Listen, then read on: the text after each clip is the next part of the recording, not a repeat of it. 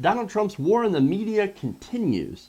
Now, on Monday, Trump announced that he is revoking press credentials of the Washington Post over what he calls their dishonest reporting.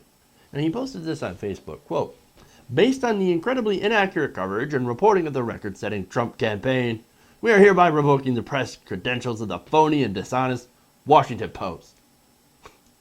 Now, that came in response to the Post criticizing Trump for questioning Obama's commitment to fighting Islamic terrorism.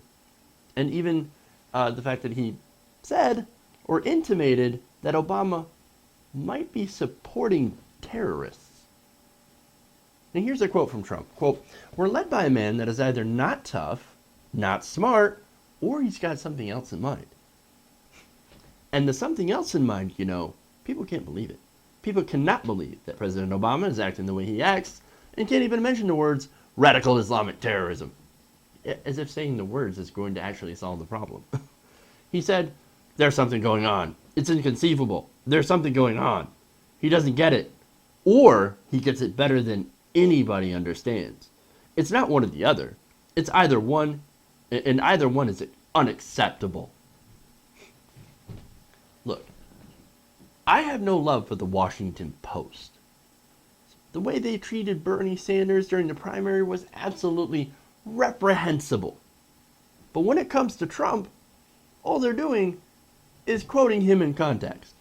They don't have to do anything else. They don't have to smear him with falsehoods like they did with Bernie Sanders. And this is a good example. Trump further wrote that, quote, "I am no fan of President Obama, but to show you how dishonest the phony Washington Post is," they wrote, "Donald Trump suggests President Obama was involved with Orlando shooting" as their headline. Sad.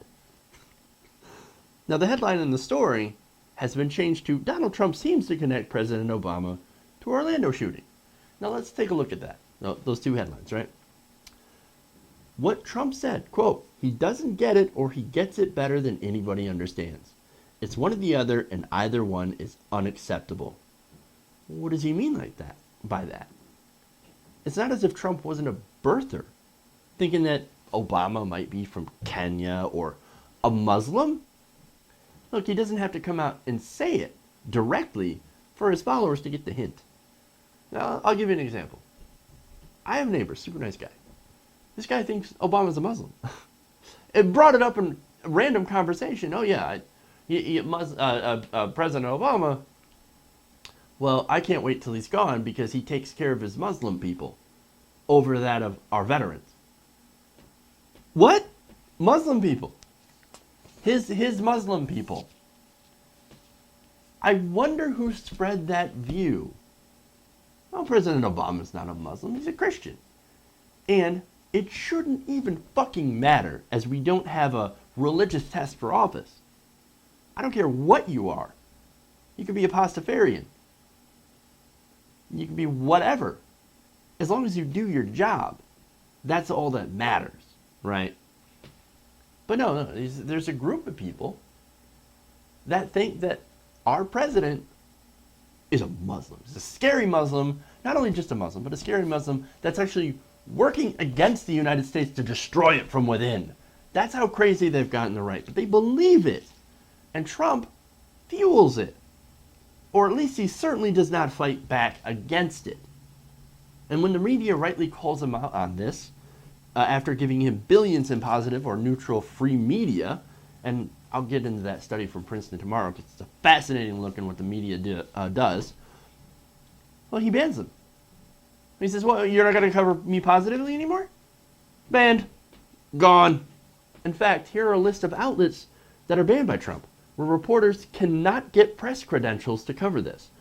Univision, BuzzFeed, the Huffington Post, Politico, the Des Moines Register, and now, of course, the Washington Post. And reporters that are still allowed into Trump rallies, well, they end up having to get inside a cage. The press cage. That's amazing. Now, Martin Barron, who's a Post's executive editor, made a statement on this. And he said, quote, "Donald Trump's decision to revoke the Washington Post's press credentials is nothing less than a repudiation of the role of a free and independent press. When coverage doesn't correspond to what the candidate wants, then a news organization is banished." The Post will continue to cover Donald Trump as it has all along. Honorably, honestly, accurately, energetically, and unflinchingly, we're proud of our coverage, and we're going to keep at it. Now, I have a problem with establishment media. I've got my problems. I've made no bones about it. I've called the Washington Post out when they've done smear jobs, or when they've done stories with terrible reporting, right? You can't get more establishment than the Washington Post. But to ban any outlet from your event that you disagree with, that's scary, and it has a chilling effect on news. We already have a problem with access, with not getting good news. This is going to make it worse. Donald Trump's going to set this precedent, especially if he becomes president.